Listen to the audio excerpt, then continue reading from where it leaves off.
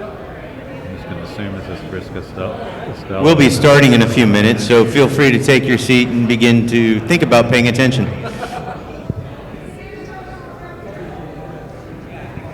Two seconds. Everyone look up and wave at Susan. Wave at Susan. Woo! Taxation is theft. Taxation is theft!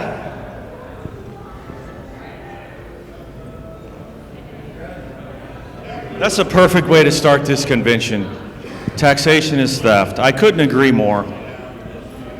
If everybody wants to take a couple steps forward, Yes, please. so you can get involved with this and engage. To everyone online, hello.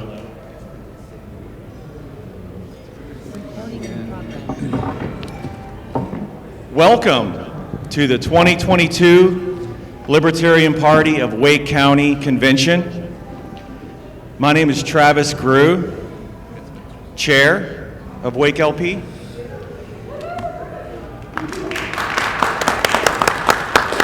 Thank you. I hope everybody got a swag bag. We're giving away some fun stuff. We got these pins, magnets, and buttons, and some candy, and some other fun stuff in there. And some of the bags actually have surprises in them. So a few of them are special. All right, I'm gonna get going. All right, Shannon, that's enough of your comments. Again, thank you for coming. We have a really great lineup for you, but I'm gonna start with the chair report. As of December 31st, 2021, there was an all-time record high of 6,427 registered libertarians in Wake County. It is the most of any county in North Carolina. Mecklenburg is second with 5,931. So we're number one. That's worth clapping for, guys. WakeLP grew 7% in 2021 compared to 2% for Wake Democrats and negative 1% for Wake GOP. So we're growing 3 times as fast as the Uniparty. We have grown faster than both Democrats and Republicans in Wake for 14 consecutive years, every single year since getting back on the ballot in 2008.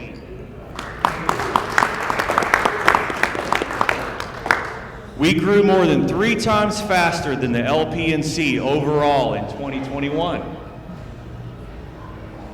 So back last convention, you guys decided to elect me on April 21st.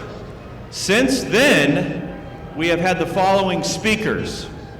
June 23rd, we had Jonathan Blitz of Mystic Farm and Distillery, a lot of you were here, and his lawsuit against the Alcoholic Beverage Control Commission.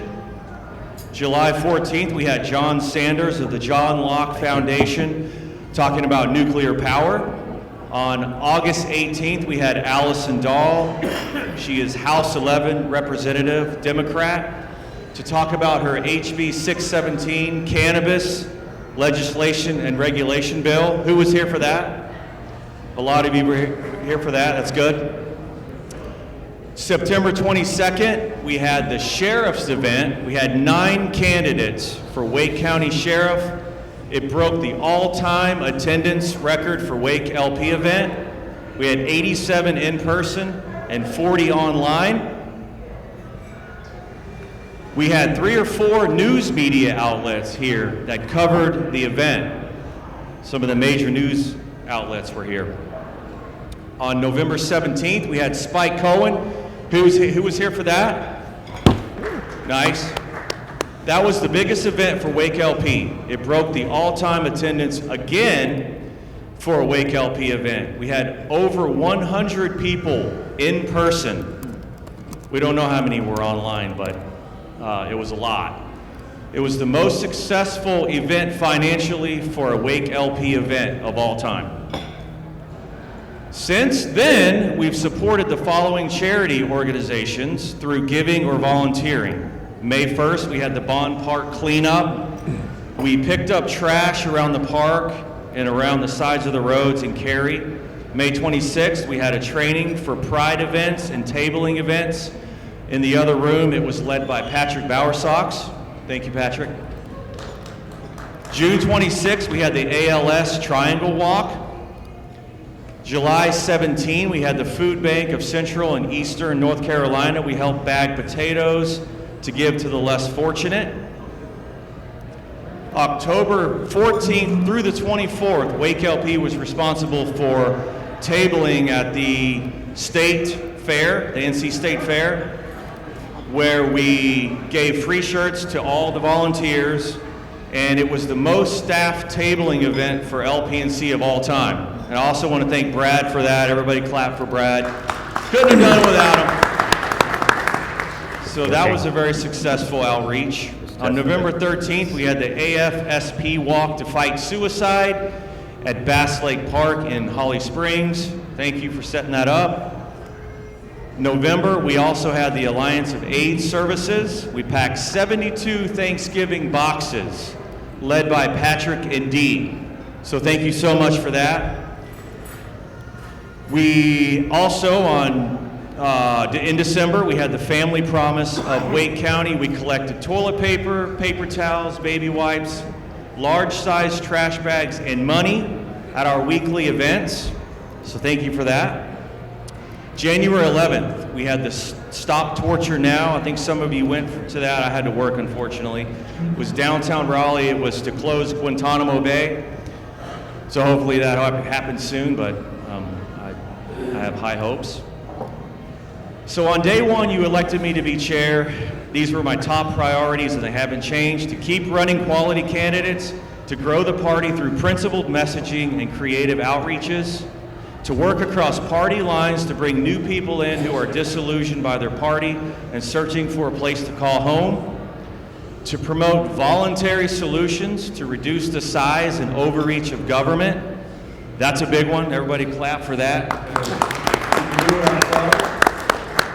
The vision for WakeLP is still the exact same as day one: to work towards a free, peaceful, and prosperous North Carolina, where every individual has the opportunity to pursue their unique vision of a rewarding and enriching life, to see Wake County, North Carolina, and the world set free in our lifetime, and to defend all of our freedoms all of the time.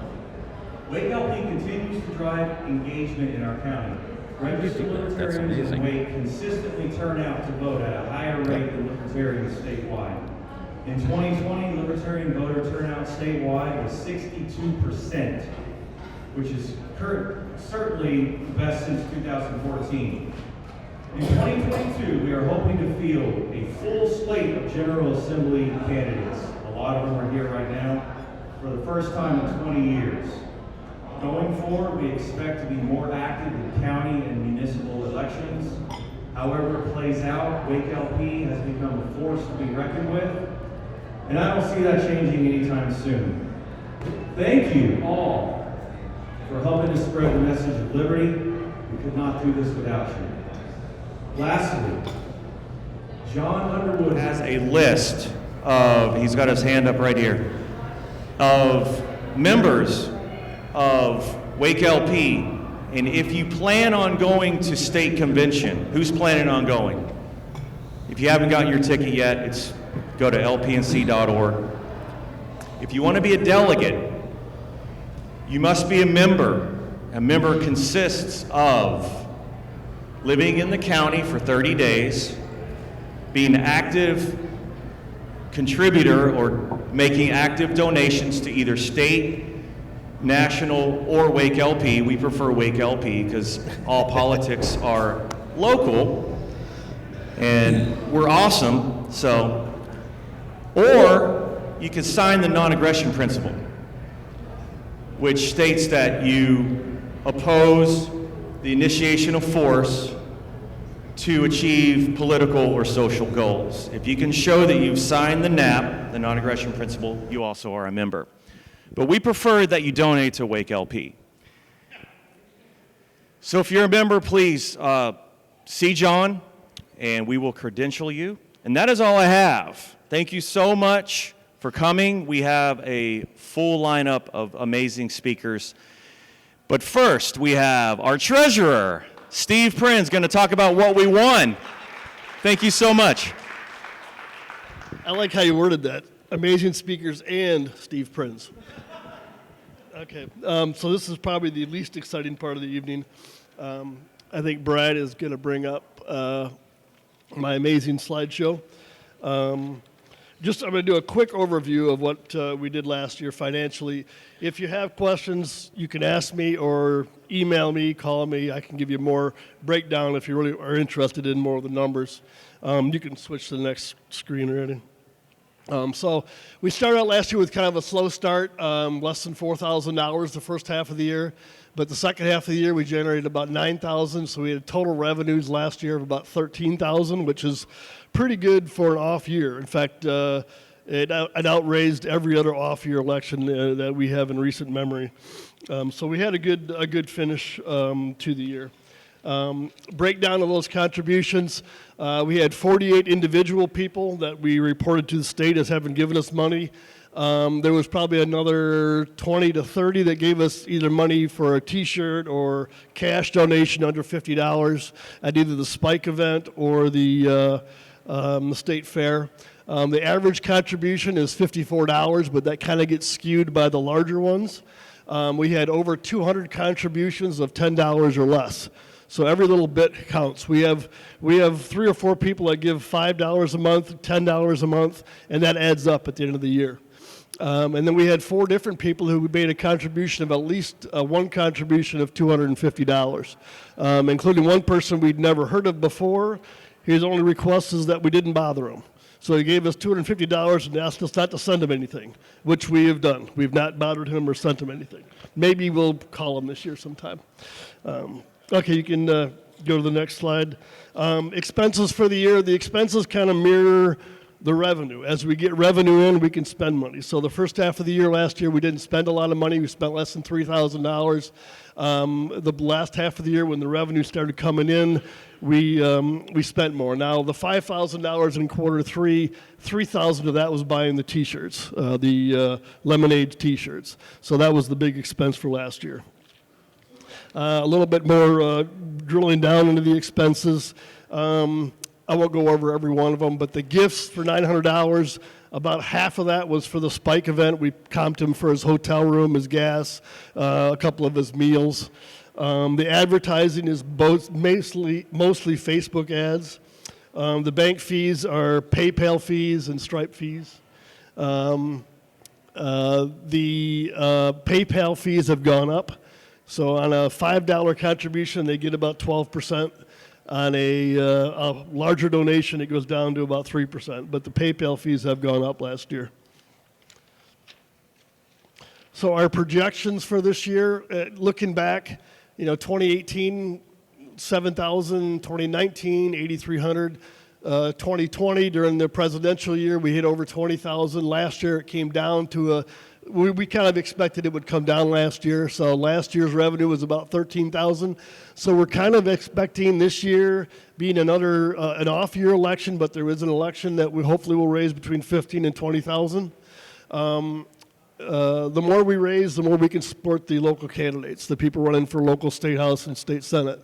So as we get money coming in, we can kind of budget for how we're going to spend it, which is mostly going to be for signs, ads, maybe some headshots, business cards. The more we get in, the more we can spend. And just a little note, our county, our little Wake County, we actually raise more money than some state parties. So we do quite well here in Wake County. I mean, I don't have access to the other counties in North Carolina. I'm pretty sure we're number one, but we do exceed some state parties. So go ahead with the next one. So what we're going to spend money on this year will be email services, headshots, Facebook ads. I'm sure some more Tobacco Road events here. Other advertising, bake fees, flyers, web services, that kind of thing. Yeah, you can go to the last one now. So where to donate is wakelp.org/donate. We need your name, address, occupation, and employer. The state requires that. And every contribution we have has to be reported to the state unless it's a cash donation under $50, which we're allowed not to get that from. If you're interested in helping me out, or Brad's involved with it too, we can always use an assistant treasurer.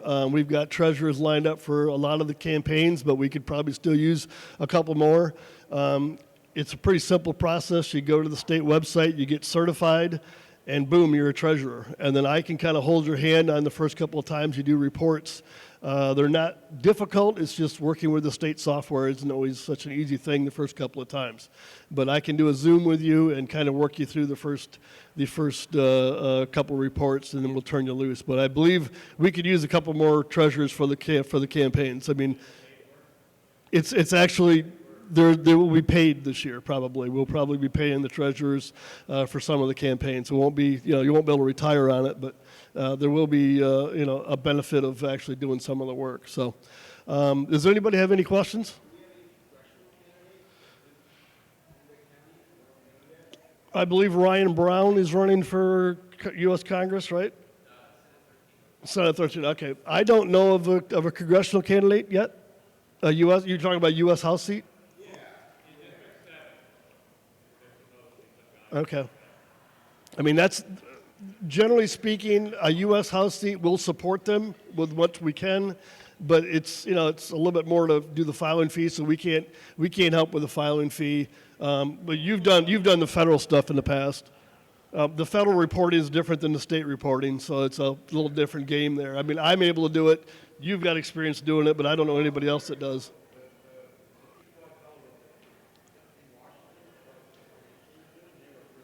The federal people are the federal software amazingly is far ahead of the state when in terms of using the web, and they're actually easy to get a hold of too. I've found that well. I do one federal report for us because we have $1.04 in a federal checking account, so I have to keep telling the feds that we haven't spent any money from that account. But other than that, we don't have much else going federally right now that we plan on doing at least. Any other quick questions? Or feel free to grab me later if you have any more questions about any of this. All right, cool. Thank you so much, Steve. So again, if you want to donate, go to wakelp.org, donate, and put in thousands of dollars over there. So, yeah. We won't send you mail or anything. We'll just leave you alone. It's my honor to introduce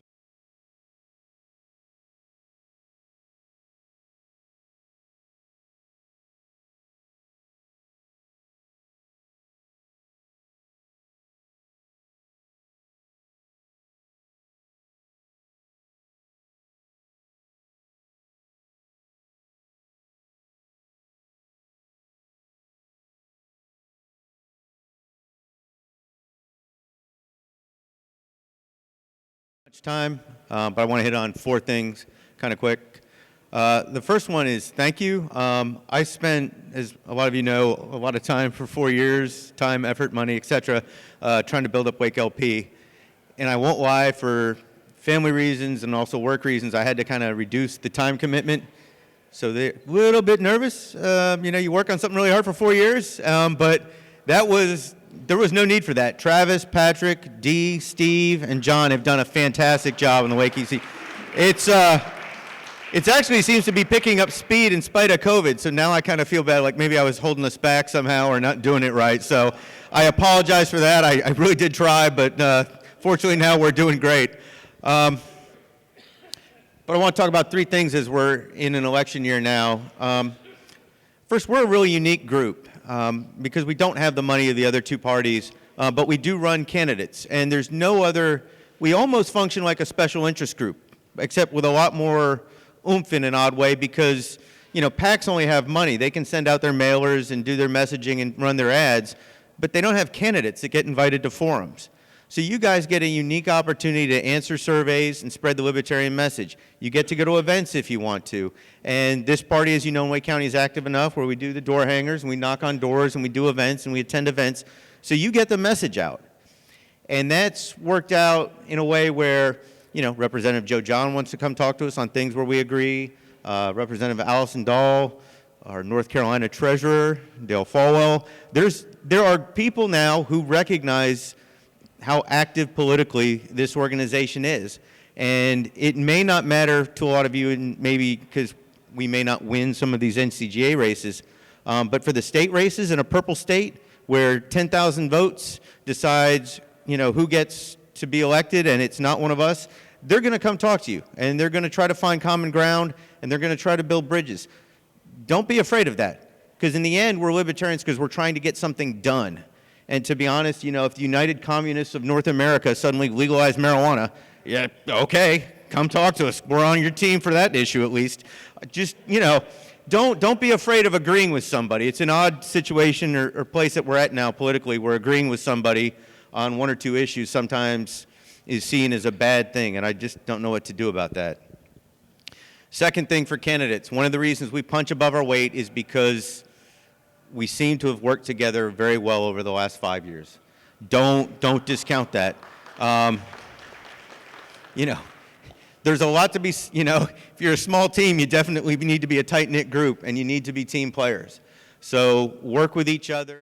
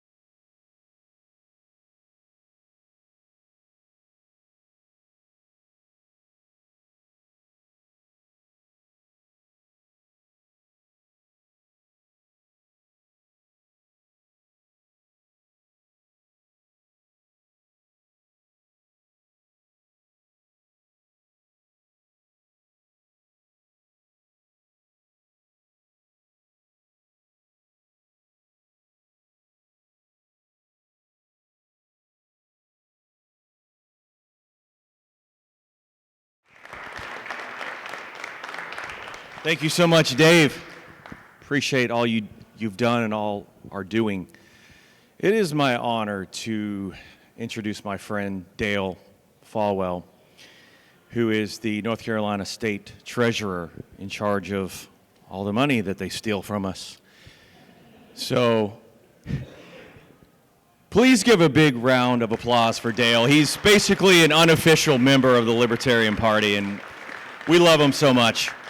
I always say he doesn't let a penny slip by that they've stolen from us, so thank you. Here is your mic. Thank you, Travis. I think I can do this in about 5 minutes, but if math makes you nauseous, you probably should just get credit for the meeting and zoom out now. You know, it never fails when somebody says, we're ready for the treasurer report, and I just jump up, and there's Steve's up there talking. So, I actually drove 80 miles one time because I saw on an agenda of a Republican women's group the treasurer's report, and I said, oh my God, it's not on my calendar. So I drove 80 miles, and it was just the treasurer report of the local club. It had nothing to do with me. So Just very briefly, my name is Dale Folwell. I'm the keeper of your public purse. And the main reason I like to come here is because the R in the word grace, and the R stands for radical hospitality. Every time I'm in front of this group, I get radically hospitalized. Boy, for a person who used to stutter, I probably shouldn't try that one again. But, and thank you. Just a couple quick things. We look forward to having you in Clemens, North Carolina. You know I live in Winston-Salem. I told this table over here who said they like pancakes, sausage, and milk. On the way to Winston-Salem that day, and I'm going to put something out about this, the Kiwanis Club's having the all-you-can-eat pancake day at the Benton Convention Center. It's about 5 blocks off of Business 40 when you come toward Clemens. It's $9. It helps the Kiwanis Club, and they're fantastic pancakes and sausage and milk. So if you don't know what you're going to eat that day, so going in there. As far as you being my customers, I wouldn't trade places with any other state treasurer in the United States. We're managing about $250 billion now with the Treasurer's Office, $250 billion. And for those of you who are Methodist, you know every year the Methodists choose a word, and that word a few years ago was context. So let me put $250 billion in context. That's nearly 10 times the size of the state budget. 10 times the state budget is what we manage. So we have a lot of people in here who teach, protect, and otherwise serve, or have. So it's important for me to tell you that the pension plan just crossed $123 billion. The pension plan by itself is 5 times the size of the state budget. It's considered 90% funded, one of the best pension plans in the United States. We just got scored in the 0 percentile with our pension plan. That's why I had so much trouble in school. I thought that was a good place to be. I've learned since that's not a good place to be. But the 0 percentile means that our pension plan was scored as the most efficient pension plan in the world of any its size. And the reason that should matter to you is that we've cut nearly $500 million in Wall Street fees out of the cost of this pension plan. And I went back to Winston-Salem this year for a Christmas function, and a guy came up to me who comes up to me every year, and he says, "How are things in Raleigh? Are you still making all the right enemies?" And I said, "I am." I said, "Wall Street hates me, big healthcare hates me, and big drug companies hate me." And I said, "But I've got a way of quantifying that currently." He said, "What's that?" I said, "When I was first elected, I got 67 Christmas cards that first year. And this year, David, I got 4, and 2 were the deceased treasurers." So I think your Christmas card list is kind of an indication I've made all the right enemies. So pension plan's doing great. Those in this room, by the way, it's 1 out of 10 adult North Carolinians are connected with this pension plan. 1 out of 10. The defined contribution plan just got scored in the 0 percentile also. It's one of the most efficient defined 401, 457 plans, and it's now $15 billion. So we're very, very proud of that. When I give all this to you, I'm standing on the shoulders of all the hardworking people at the Treasurer's Office. Just very briefly, today was kind of a monumental day. We had a press conference at the General Assembly, and this is on the back of a report I've got. It's so amazing when I bring 25 copies of something to your meeting and I don't have enough copies. I mean, that deserves a round of applause, right? So we partner with Johns Hopkins University. They get really, really pissy when you leave the S off of Johns. So it's Johns Hopkins University. And we partner with them because we are seeing the cartelization of healthcare in North Carolina. We're seeing the concentration of healthcare in the hands of fewer and fewer multi-million-dollar executives who represent these multi-billion-dollar corporations who represent themselves as nonprofits. One of these nonprofits, Atrium, has, are you ready for this? $9 billion in the bank as a nonprofit. They have twice as much money in the bank that I have as state treasurer in long-term debt. So we worked with Johns Hopkins University, and they looked at the charity care of these corporations who disguise themselves as nonprofits. And by the way, some of you know the story. In March of 20, I was one of the early contractors of COVID. And with a blood oxygen level of 83, while I was consuming 8 liters of oxygen with an A negative blood type at the age of 63, I had a 20% chance of living. So when I talk about health care, I'm not talking about the people who actually do the work of health care, who saved my life. I'm talking about the executives who run these corporations. This report shows that these corporations are receiving $1.8 billion of tax benefit. They do not pay sales tax, income tax, and property tax. Those are the 3 taxes that fund the things that you care about: public education, public safety, public works, and public roads. The reason they get this benefit is they're supposed to be offering charity care. And what this report shows is that they're only offering a few $100 million worth of charity care, but getting nearly $2 billion of tax benefit every year in North Carolina. The charity care is supposed to equal the tax benefit. Well, we went one step further today with another press conference that talked about with Rice University, who looked at what's happening to the people in this state when they consume a product they would rather not consume because that would mean they weren't sick. When they try to ask what it costs, they're told it's none of their damn business. And then when they don't pay for something that no one would tell them what it cost, then their credit's destroyed.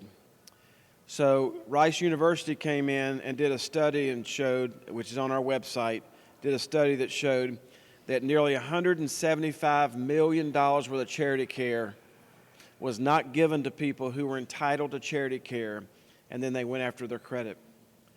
So WRAL just did a story on this 2 days ago. BTV in Charlotte just did a story on this 4 days ago. This is a serious matter. In the Charlotte case, the gentleman had to go to the emergency room, $26,000 for 20 hours in the emergency room. He negotiated that down because he was uninsured to $13,000.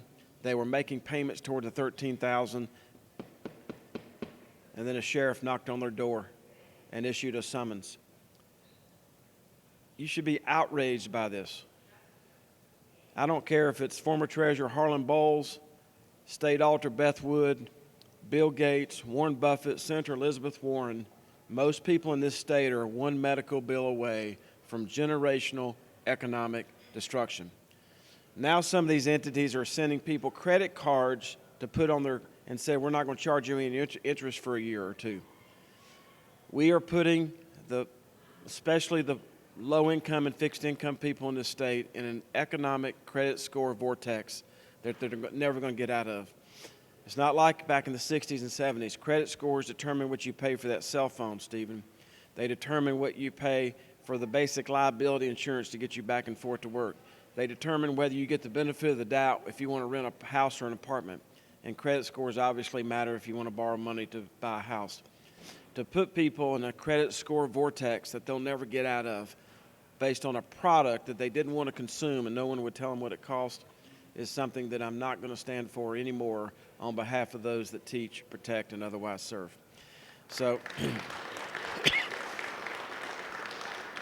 last 3 things.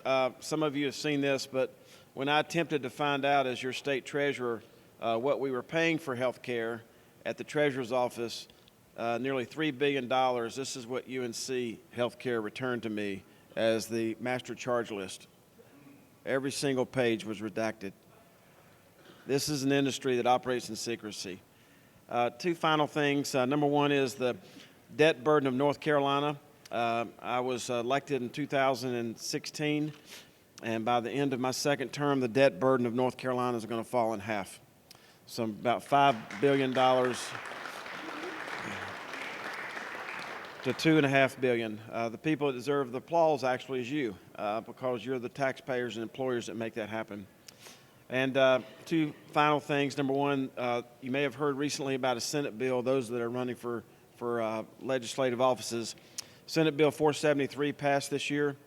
I was actually on the floor of the House as a legislator when Former Speaker of the House, Jim Black, was hauled out of there in handcuffs. We've had ethics laws related to statewide officials. We never had those same ethics laws for local officials. So Senate Bill 473 is now applying these laws. We have one city council person in Rocky Mount who has $47,000 of electric bills to his own house that he hasn't paid in 21 years, and there's absolutely nothing done about it. We were also finding, when people ask us about these, and what you don't know is that in some places in eastern and western North Carolina, the city is the utility company. They're obviously the water and sewer company. In some cases, they're the cable and the healthcare and the natural gas company. What we were finding in some cases is not people who didn't pay their $47,000 bill. We found situations of elected officials where there was no meter. Just a straight water. You can't be charged with fraud if there's no meter. So just a straight water line to their house, a straight sewer line to their house, a straight hot electrical line to their house. So it's a big deal. Lastly, nccash.com. There are libertarian parties in North Carolina that actually have money at nccash.com. We broke all records last year, giving out $73 million out of nccash.com. Just gave $2,500 to the Panthers, $5,000 to Charlotte Motor Speedway, $80,000 to a trucking company in Greensboro, $248,000 to a lady in Stokes County who was the beneficiary of a life insurance policy and no one had ever told her. So not while I'm talking or anyone else is talking, but after you leave here, I've got some cards. Go to nccash.com. Check your name, your maiden name, kids' names, parents, grandparents, church, $1 million that belongs to churches. You'll be amazed at how many of you in this room have money at nccash.com. I've taken more time than I needed, but I just want to tell you that when I was growing up, there was this thing you heard called the military-industrial complex.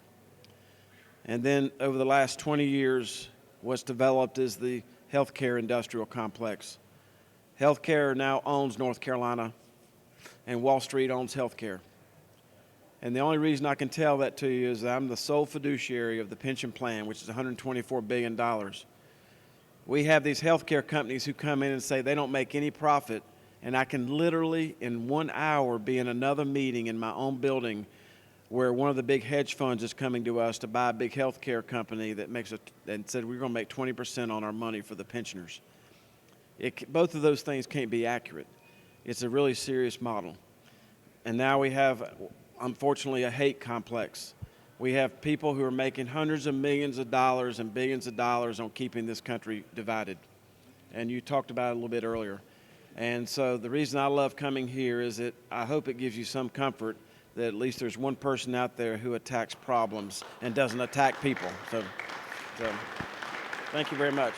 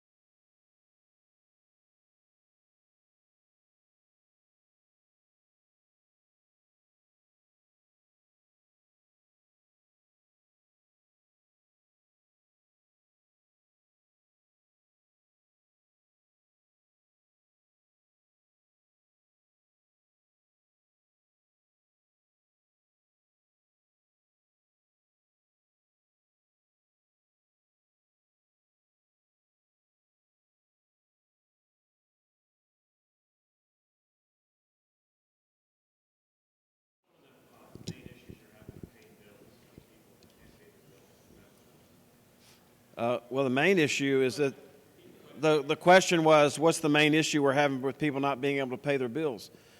Well, this was happening even before COVID. But the main thing is that they're consuming a product that they would rather not consume because that would mean they were healthy. When they try to inquire what it costs, they're told there's none of their business. And then they get these surprise bills in the mail. I think when I was with you last, I talked about this isn't just about health care bills, out-of-network bills. Everybody knows what an out-of-network bill is? Well, that's when you're rushed to the hospital in Beckley, West Virginia because you're 62 years old and you're racing motorcycles like I was, and you go off a jump and become a circus act. So all these people are dealing with you in a trauma situation, and I'm a member of the state health plan, and there's 4 people taking care of me, but one of them's out of network. How in the hell am I supposed to know who's out of network? Because they're trying to fix me, get me stabilized. That's what they call out-of-network billing. Then the second thing is surprise billing, where you literally get bills in the mail for things that you have that didn't happen. That simply didn't happen. And the last one that I think I mentioned last time is the split bill. Now, a split bill happened to me about 2 years ago. And when I go home on weekends, my wife, Cynthia, has 3 stacks of mail. Junk mail,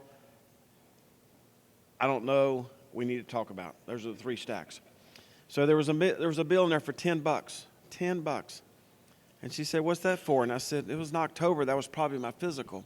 She said, "Well, we already paid that."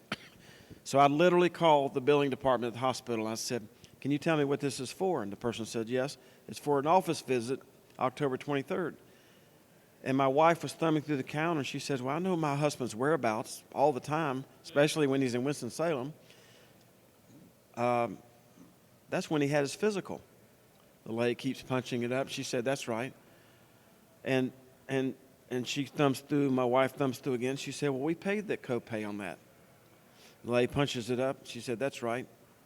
And they said, "Why are we getting a separate bill?" The lady paused, and she said, "I'm sorry to have to tell you this, and this is the new policy that was just put in place at Wake Forest Baptist Healthcare. If you go in to get a physical or any other procedure where you ask the doctor a question or the doctor asks you a question that's outside the scope of the original purpose you were there, you get charged for a separate office visit. And the next time you go to the doctor, if you'll look at the signs around, you will see that." And that's what happened to me. And the question I asked, or the doctor asked me, is this: "Are you still putting aloe up here?"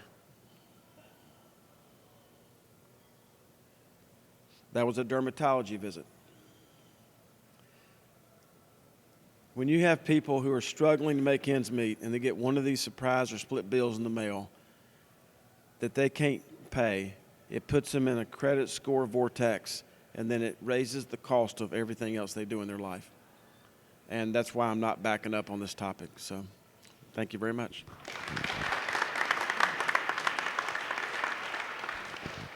See you in Clemens, all you can eat pancake sausage. Convention Center all day long. So when you come into town, come hungry.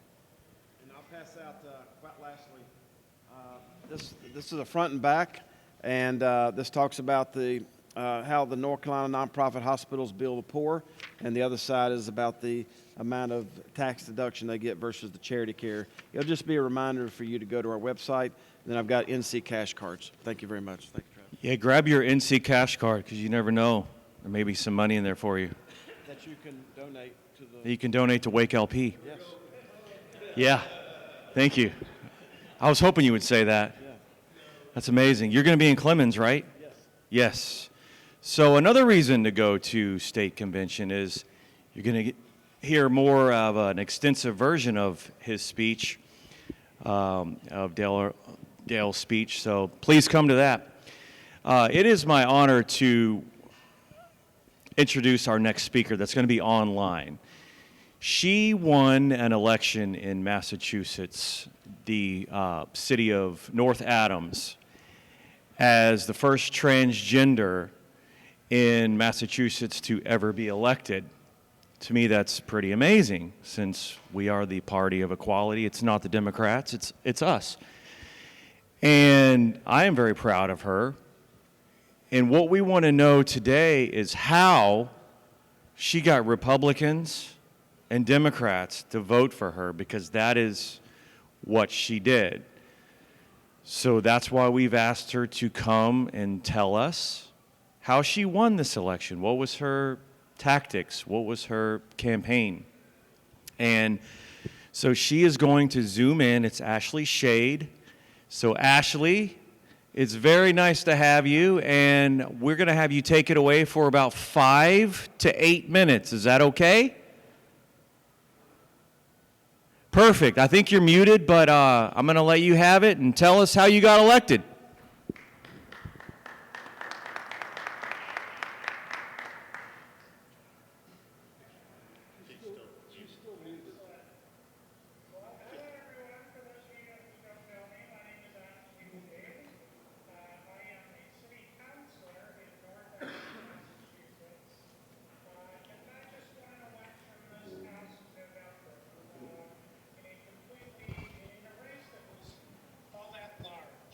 So the way the race ran is there are 9 seats on our city council.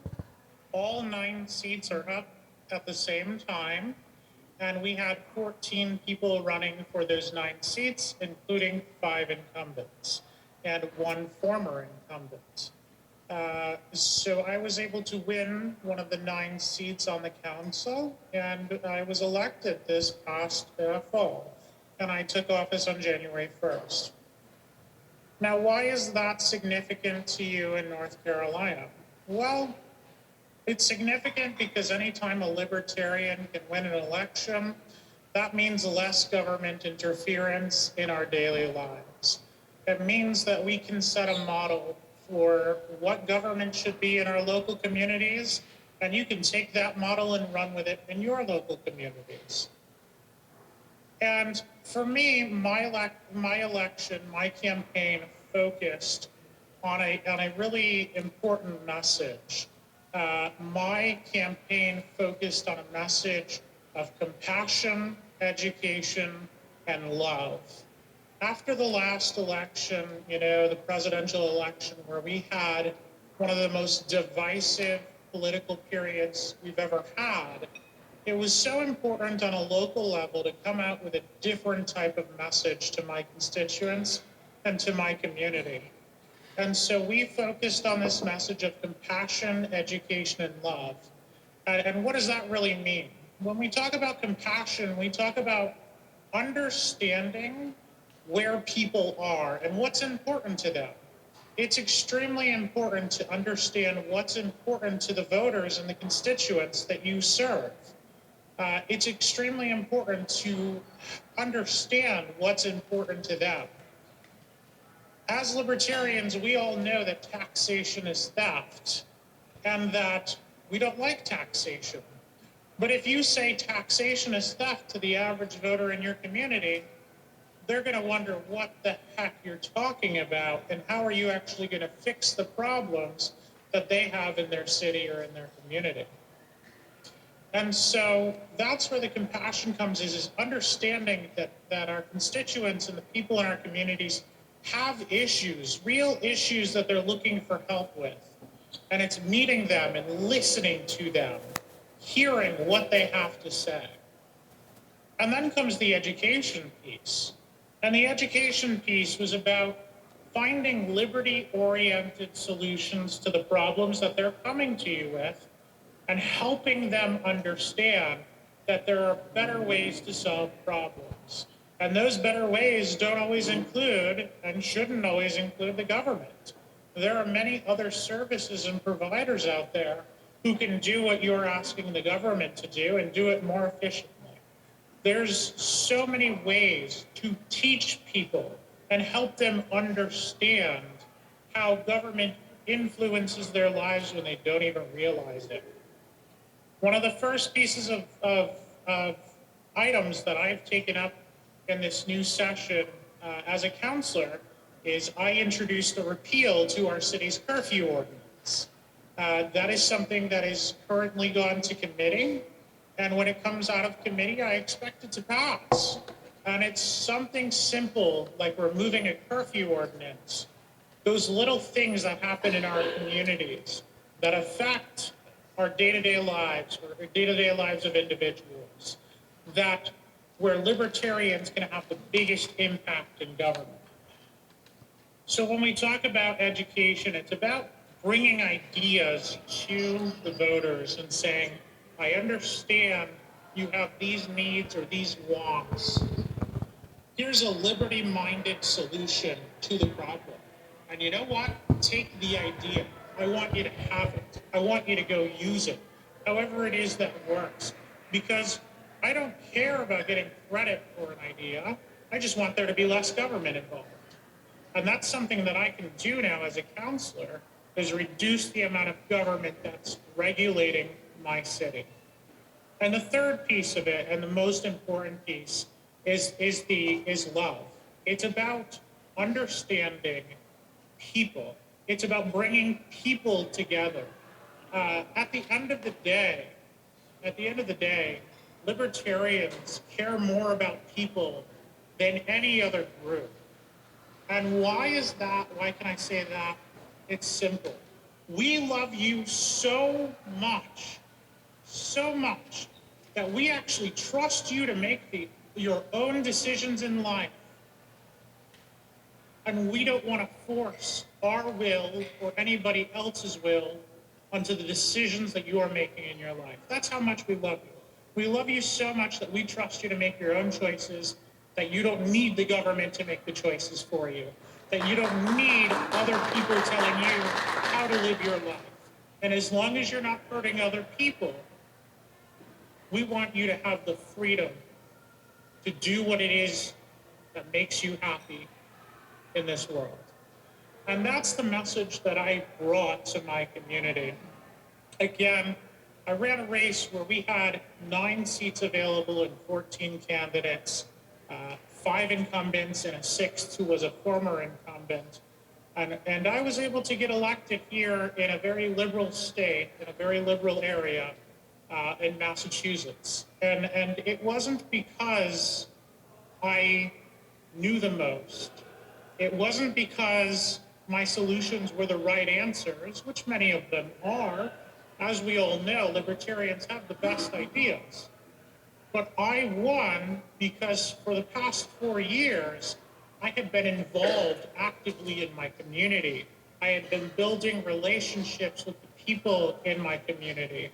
I had built relationships with the press, with the media, with organizations doing work in my community. And so when people saw my name, they saw somebody that they knew was there to work for them and get things done. Not only was I able to be the first libertarian to win a city council race in the state of Massachusetts, I was endorsed by the local newspaper. And that comes with building a relationship with people over time and putting in the work in my community and letting people know that I love this community, that I'm here to actually help people and not tell them how to live, but actually help them and find other non-government solutions to the problems they face. That was what my strategy was, and it was extremely effective here in my community. And believe it or not, Massachusetts is known as a very blue, very liberal state, but it has a very big libertarian leaning to it. Anytime the state has tried to raise taxes via ballot initiative, as our Constitution requires, we've voted it down. We don't like raising taxes, and I know Massachusetts is called Taxachusetts, and there's a reason for that. And that's because when the Democrats are in control, they love to raise the taxes. Well, there are certain taxes they're not allowed to raise without a ballot referendum, and every time it hits a referendum, we say no. It's a beautiful thing. And I think that's the case in North Carolina, too. I think you will find that there are so many libertarian issues that your neighbors and your community members are going to agree with you on. Things like having lower taxes, like having the right to defend yourself, like legalization of marijuana, like legalization of gay marriage and gay rights. These are all things that the majority of people are going to agree on in many different parties. And these are the issues that we can cross over and work with our constituents and the people around us at building coalitions, working on these issues, and really establishing ourselves as being part of it.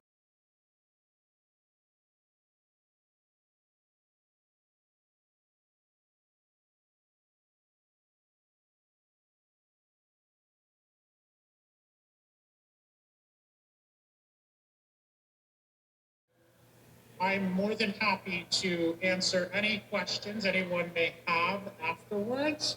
I will leave my contact information, and I hope you all have an amazing convention, an amazing time in North Carolina, and I hope it's a hell of a lot warmer there than it is here. Not too much.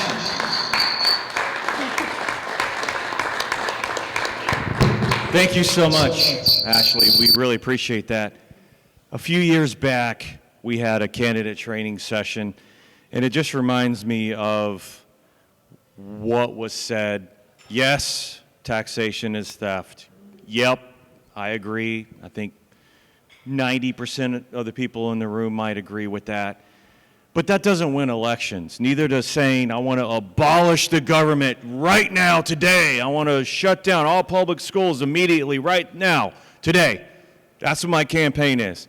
I'm sorry, but see ya, you're not going to win.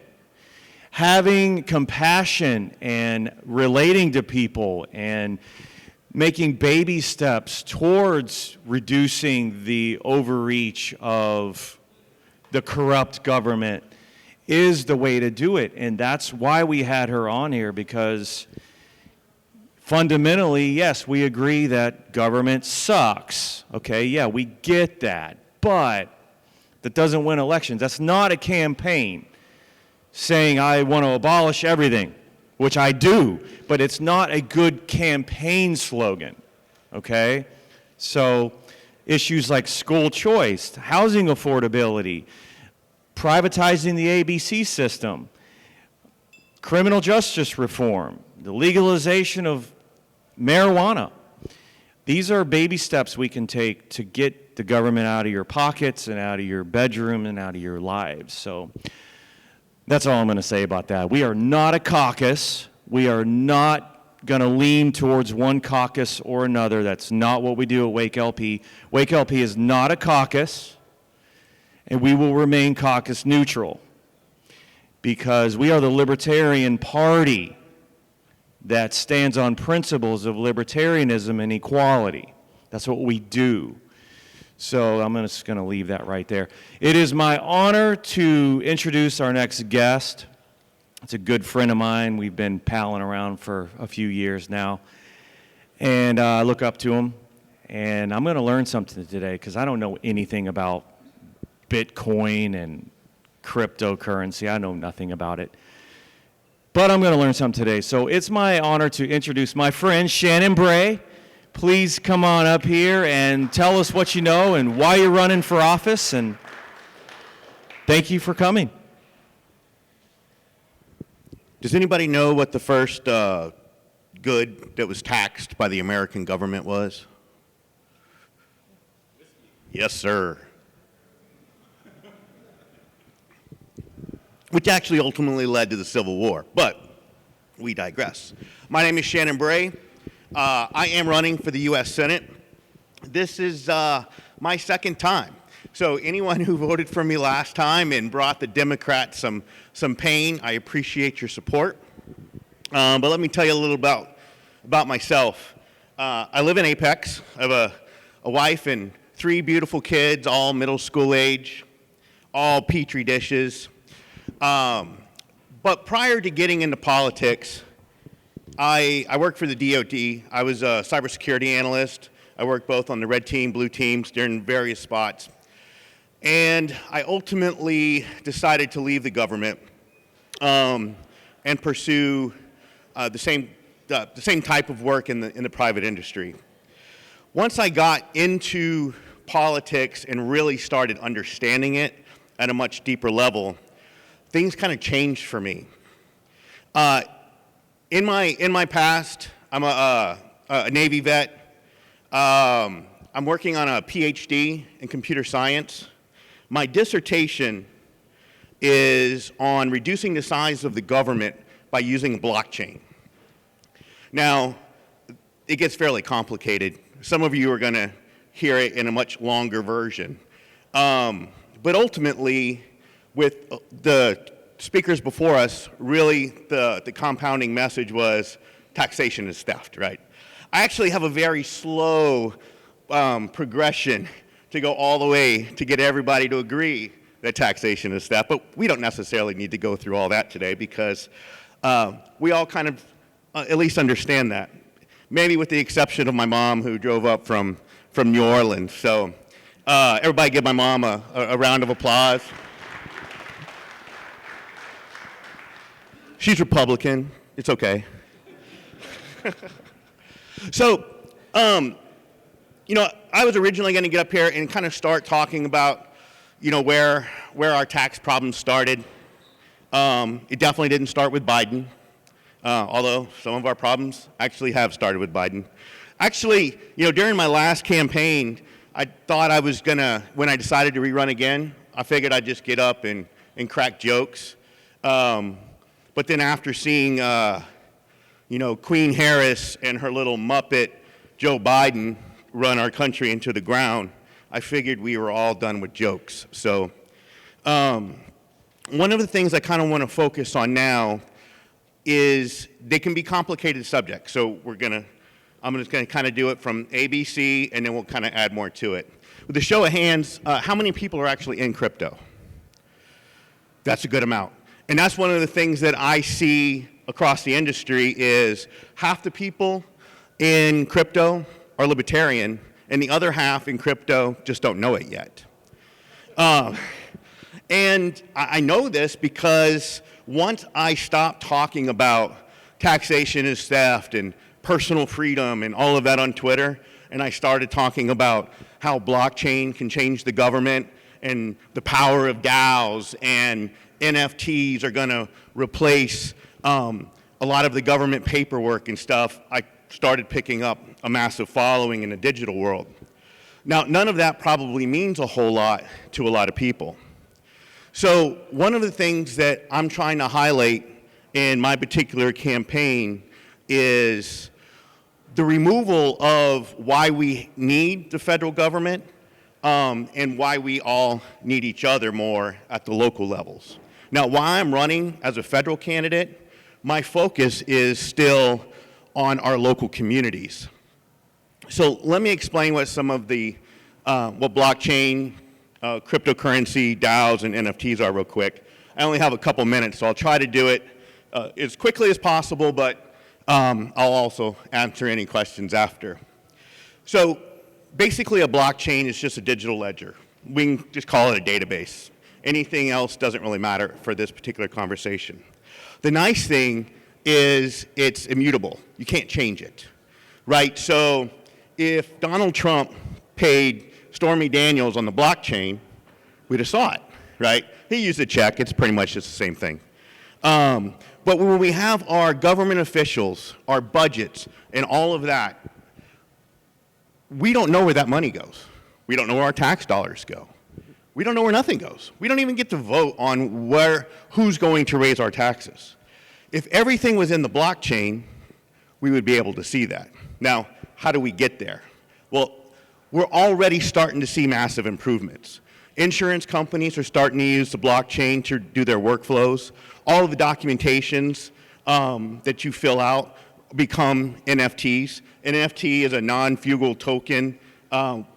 Right now, people are using it for images, right? Little pictures or whatever. Some of them go for obscene prices. I've seen them go for $3 million for some random little picture. I don't know why. I can't explain that side. But that's not what fascinates me. What fascinates me is down the road when our house deed, our car titles, our graduation certificates, our birth certificates, and all of that are available on the blockchain, as NFTs. We'll be able to sell our house digitally on the blockchain. Now, there's a lot of areas already going there. We have metaverses and stuff like that, which are really going to fall outside the scope of this conversation. But there's a lot of weird conversations talking about politics inside the metaverse. Those are a little crazy and outside the scope of this conversation. But what I really kind of want to do is start introducing what a DAO is. So a DAO is a distributed or a just decentralized autonomous organization. You can kind of think of it as an LLC. But what it does is it allows people to have a common pool of money for a shared service. So we could easily do, one of the biggest things you hear about, oh, I won't vote Libertarian, is who's going to fix the roads, right? Everybody hears that one. We hear it a lot in North Carolina. But if we had a DAO for our road care, right, and then you're actually using cryptocurrency associated with that, you're paying into a system that you're using. These roads could actually then be toll roads, right? And then the people who were ever inside the DAO would actually make profit off of that. So it would be a community purchase. The same thing can happen with our school systems, or college, or any healthcare. Everything that we're currently paying insurance companies for, or we're relying on the federal government for, can all be reduced down to these DAOs. Now, I'll be explaining a lot of this in a lot more detail because it's kind of at a high level at this point. But this is a cornerstone of what my next campaign is going to be on. It's easy to run on, the Second Amendment. It's easy to run on personal freedom, right? This is all stuff that's ingrained in us. If we don't deviate from these principles, this is who we are. How many candidates do we have here? Out of the candidates, how many of you would ever go against your principles just to win an election? Anyone? Raise your hand. Yeah, absolutely not. In fact, when I lost my last election, I got 3% of the vote, but I still got the most votes in North Carolina, so I was pretty happy about that. My dad called me, and him and I don't have a great relationship. But he goes, "Why didn't you run as a Republican?" And I was like, "Well, I would rather run on my principles." And he goes, "What good are your principles if you can't get elected?" And I'm like, "Well, that's why you're a Republican."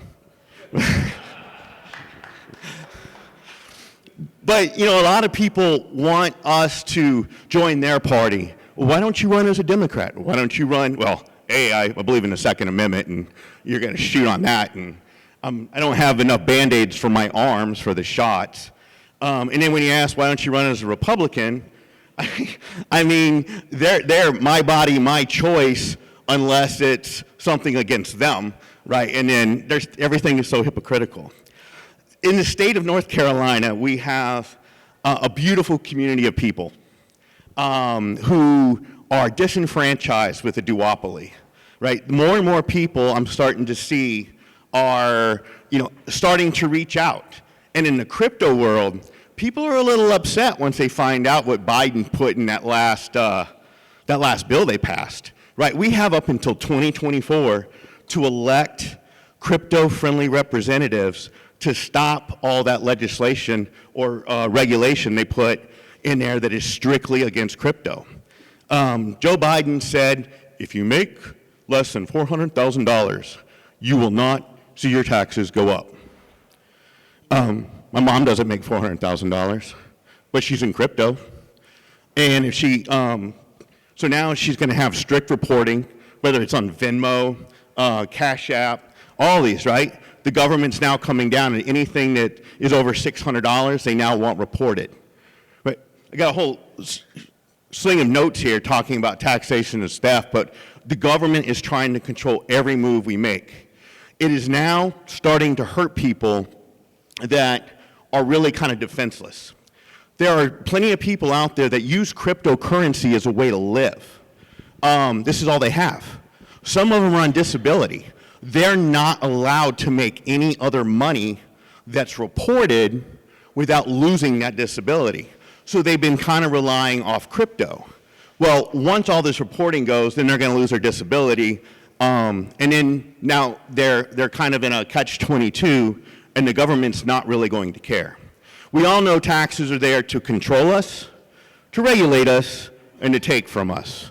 Every time we have a war, taxes go up.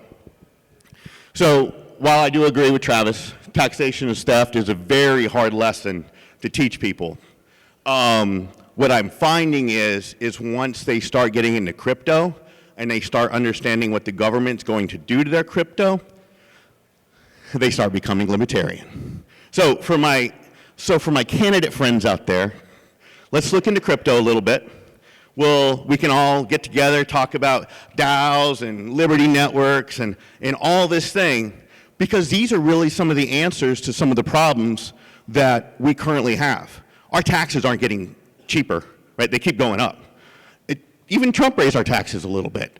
When the Republicans are raising our taxes and the Democrats keep raising our taxes more, we definitely need some libertarians in there to not abolish the IRS, but, kill it. So, so with that, I'm out of time. I appreciate you guys having me, and I'll be around this afternoon to answer any questions or anything. But I'll have my card too if anyone wants to talk crypto, talk DAOs, talk about how we can utilize that. I'd love to get on Zoom calls or whatever, especially with the candidates, and we can kind of really start talking crypto. I think it's the future, not only of the Libertarian Party, but of the United States government at a very limited space. So with that, I thank you, and I'll see you later.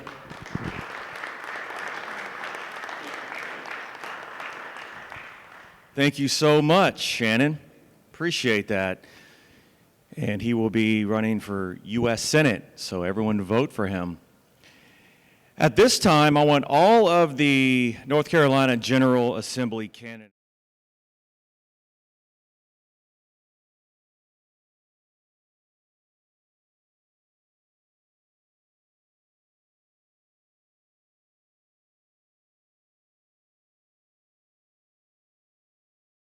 Yes. So this is not all of them. We've got some missing, but you guys can scoot down this way some. What we're going to do is, for time's sake, I originally said a 2-minute stump speech, but time is of the essence, and because of how many candidates we have, we're going to make it 1 minute. So we're going to start with you, and we're going to have you come around, and then once he's done, the next candidate. And once you're done, you can be seated. But this is my friend Michael, by the way. And this is the future of WakeLP. This is the future of Wake County. We are really expecting that they're going to meet these constituents with compassion and really find out what they want. And so every one of you, you get 1 minute, and I'm going to get out of the way. Once he's done, just rotate. Thank you so much. Good evening, everyone. My name is Michael Oakes. I imagine some of you who are here on Wednesdays know me, but as an engineering student at NC State, I care a lot about the problems that affect young people and young families in North Carolina.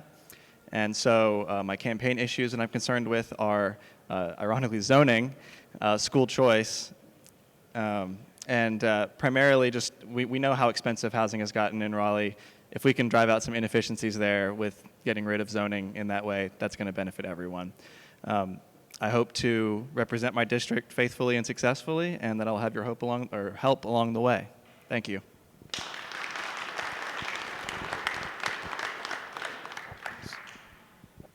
Hi, good evening. My name is Matt Laszacs. I'm running for North Carolina House District 33. I'm running on a platform of choice and returning the power of choice to individuals in my district. Nobody knows how to live their lives better than the individuals themselves. So it's a very simple, very rational idea. Nobody can better choose how to educate your children. Nobody can better choose for you than yourself how to provide for your family. So that's my platform. And the last thing I would say is, I think a lot of us forget that we also have the power of choice in elections. So to everybody out there that tells you, and I've encountered a lot of them, you got to vote for the mumps or the measles. No, you don't. You vote your conscience. You vote for the people who represent your ideas. That is how we return accountability to politicians. So there's a lot of great people in this room tonight that just want to solve problems with rational solutions. So let's give them a chance, myself included, and hopefully we'll make things better. Thank you.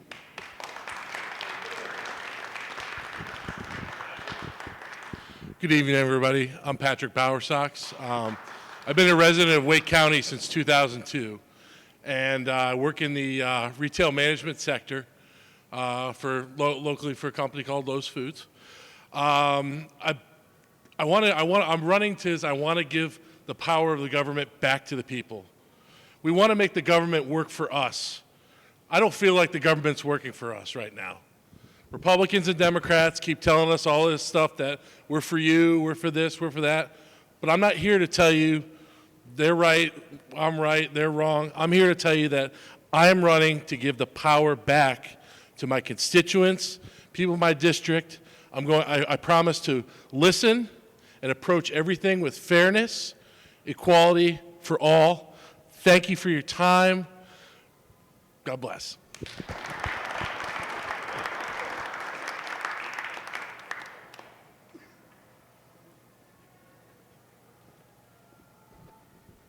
Hey all, I'm Ryan Brown. I'm running, thank you Travis. I'm running, if we ever get to file, I'm running for Senate 13. It's the northern part of Wake County and then up into Granville County where I live. I was born and raised in Wake County though, and I've always believed in personal freedom and less government. So the best way to influence North Carolina politics is being in the General Assembly, and the second best way is to run for General Assembly.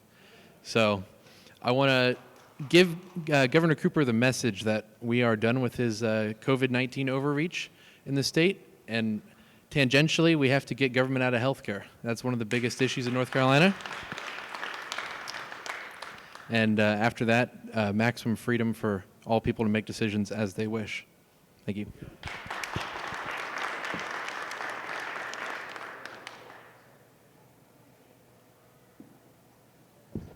Hey, good evening. Chris Mizelle. I will be running for House District 34. Thank you. So the first time I met Travis at the WakeLP meeting, he asked if I'd be interested in running for office. I said, maybe, we'll see. Obviously, I decided to run. A couple of reasons why. Number one is to give people another choice. And number two is to win hearts and minds. So I think that there is a growing appetite and demand for more liberty among people. And I think that as libertarians, we have a great opportunity to articulate our positions and show how shrinking the size and scope of the government and maximizing individual liberty is the way to maximize peace and prosperity. And so that's what I'm hoping to do. And I look forward to running with these other candidates and excited that liberty is going to be on the ballot in Wake County. Thank you.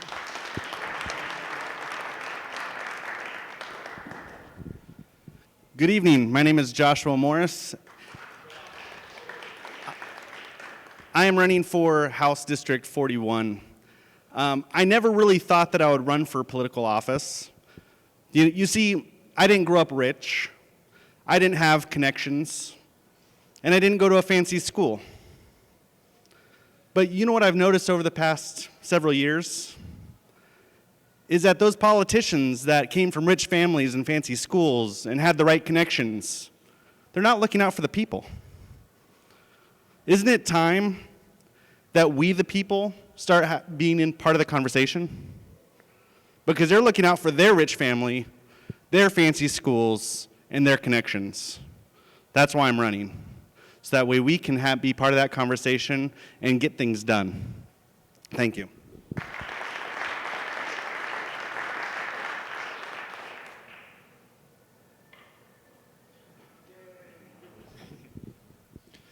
Well, first off, I want to apologize for the lack of attire. A little bit underdressed compared to everybody else. My name is Micao Penaflor. I moved to North Carolina about a year and a half ago. I'm a California refugee. And that kind of leads into, yeah, thank you. And that kind of leads into the primary reason, or one of the primary reasons I'm running for office. I'm running for House District 39.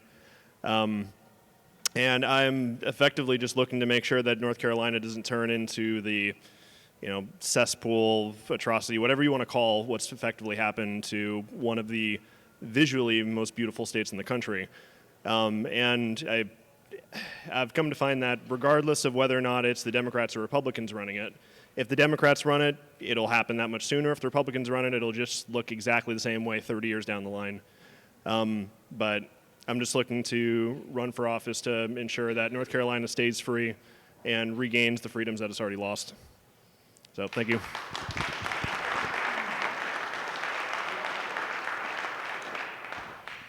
Thank you to all the candidates running. We have one more online. We have Joe Serio. If Joe can come on Zoom and tell us why you're running. What's up, Joe? Go for it.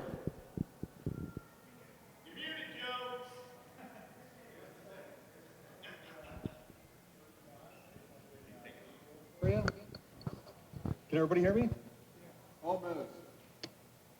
Can you hear me? Okay, I'll take that as a yes. Good, good, good. So it's this simple. This is why I'm running. We hold these truths to be self-evident, that all men are created equal, that they're endowed by their Creator with certain unalienable rights, that among these are life, liberty, and the pursuit of happiness. That to secure these rights, governments are instituted among men, deriving their power from the government. That's why I'm running. Thank you. Thank you, Joe. Feel better. Wow, that's a really bad echo. It's amazing. D does not have anything at the moment, unless you want to, D. Yeah, D is not available. So, again, I cannot thank all the candidates enough for stepping up and running. It's like Dave said, this is a very unique group, and we have the opportunity to spread the message of liberty and freedom in Wake County, the most influential county in the state. So keep doing what you're doing. That is all I have. We have some cake available we're going to be cutting. The delegation, the whole reason why we're here. Now the business side. Oh, I hate that. I love this part. I'm sorry. Delegation.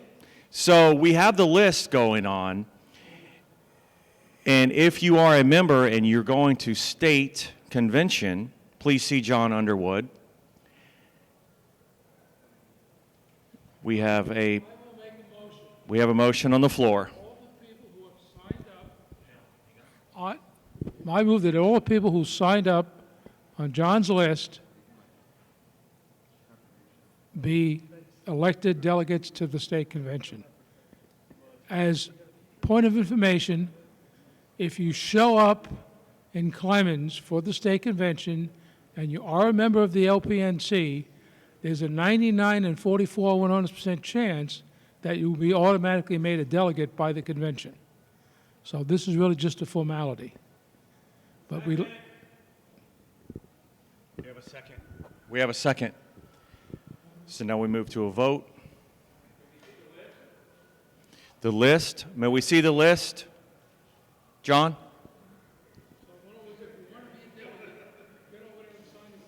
Who has not signed it?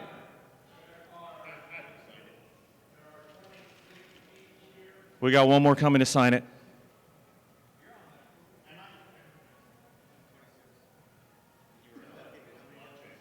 $46. 46. The WakeLP is we have 46 delegates, and 46 alternates. So we can send 46 delegates to state convention, which is twice as much as any other county. John, could you come up here? Yeah.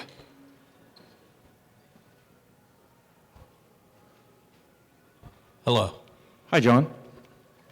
So we have 24 people who have signed our list of Wake County members who are in attendance tonight. And the motion is to accept these people to be delegates.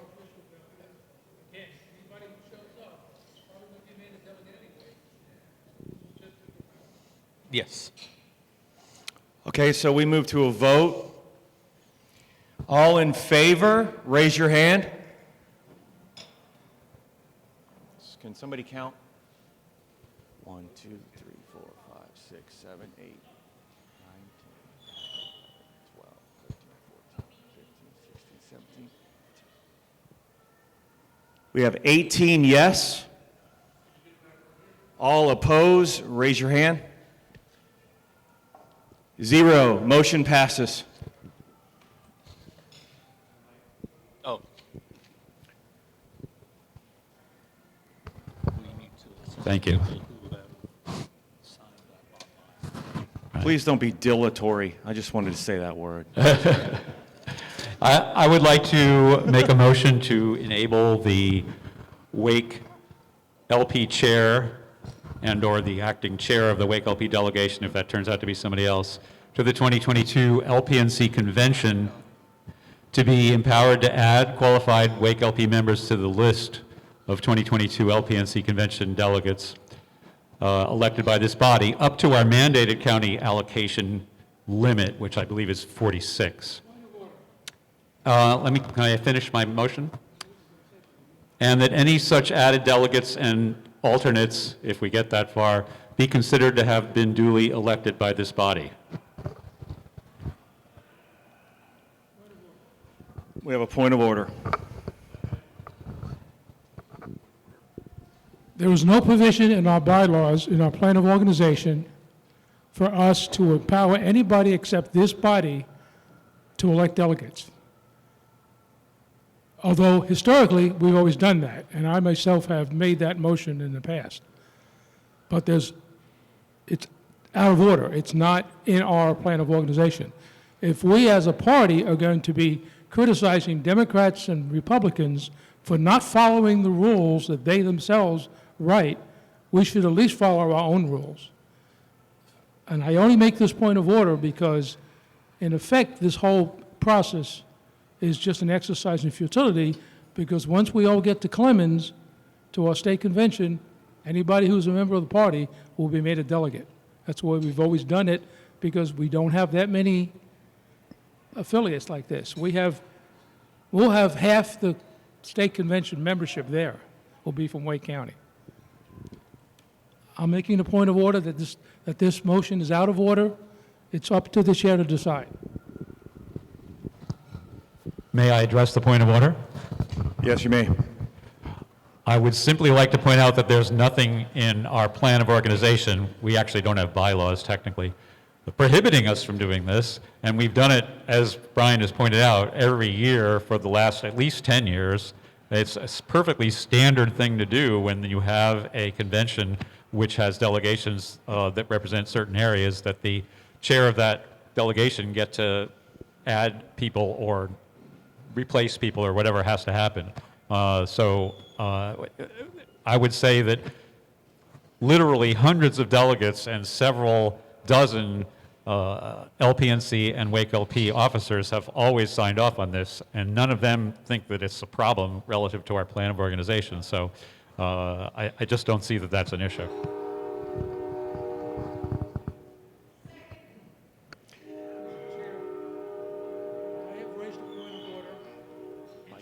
Mike. Yes.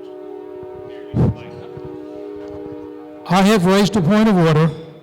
I have stated my reasons for it. It's the chair's decision whether my point of order, whether this motion is in order or not. We don't debate it. We don't discuss it. You make a ruling. And I'm let's move going on. to rule this motion in order.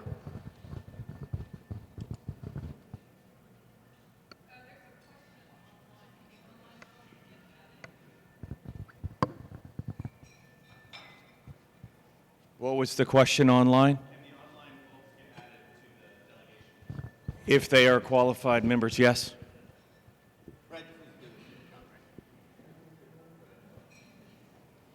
So do we have a second on that motion? Okay. So we're going to move to a vote on the motion.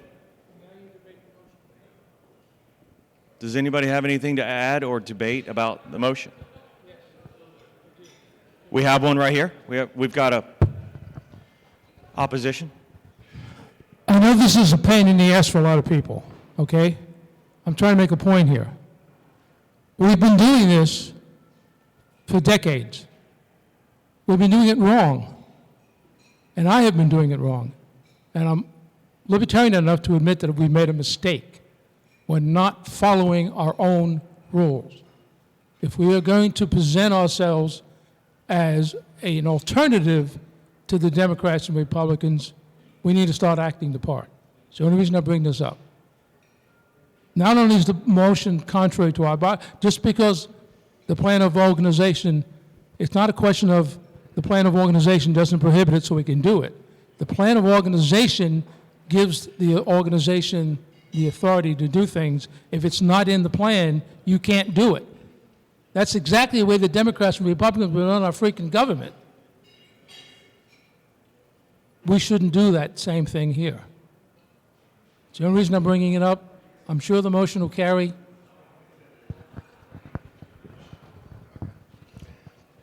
We have another. Would you like to address the floor? Yes, please. All right. Motion to just add it into the bylaws as has been done. No, we can. No, no. That's dilatory. I'll cede the floor.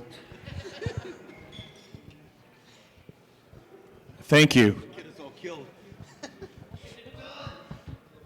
I have a quick point. We have another one. To Brian's point, I don't really think it matters. I will say there has been a trend over the last 2 years of possibly in some libertarian organizations, certainly not this one, and certainly you wouldn't be the problem, but we seem to be sometimes ceding too much power to chairs in some libertarian organizations, and that seems to have gone sideways on more than a couple occasions. So maybe dialing it back a little might be a good idea. Just something to consider.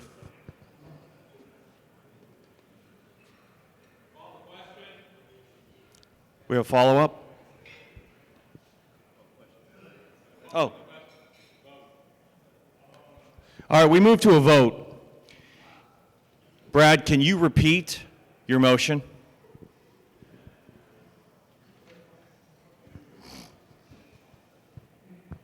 Can you come on up here and repeat it? Now listen, we're going to vote on this in a second. A motion to enable the WakeLP Chair and/or acting chair of the WakeLP delegation to the 2022 LPNC Convention to be empowered to add qualified WakeLP members to the list of 2022 LPNC Convention delegates and alternates elected by this body up to our mandated county allocation, which would be 46 delegates plus 46 alternates, and that any such added delegates and alternates be considered to have been duly elected by this body.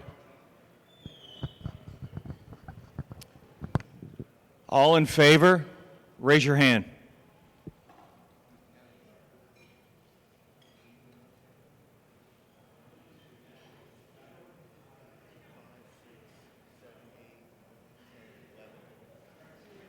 We have 11 yeas. All opposed, raise your hand.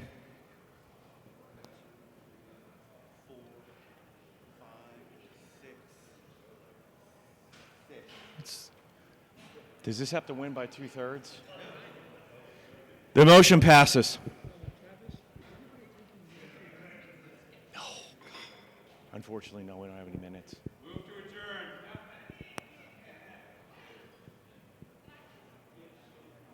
Yes, we want to address the floor. People should eat this fantastic cake. But the National Convention is in Reno, well, Sparks, Nevada, this May, June, soon. And, well, actually, the state convention is in Clemens. March Yep. in Clemens. And I hope, well, I hope all of you guys will make it there. And if you go to the state convention, you can be appointed a delegate to the national convention. And I hope to see a lot of you there. I hope we have a full delegation there. I think we have like 23 spots. 27. Oh, okay. I think it's 27. I believe you. 27 Well, I'm just- or 28, I think. How would I know? I'm Yeah, just a something like credentialed that. chair. Oops. Anyway, I hope to see you all there, and I think it'll be a lot of fun. If you have any questions about the National Convention, let me know, or being a delegate. She's on the LNC, so please see Susan.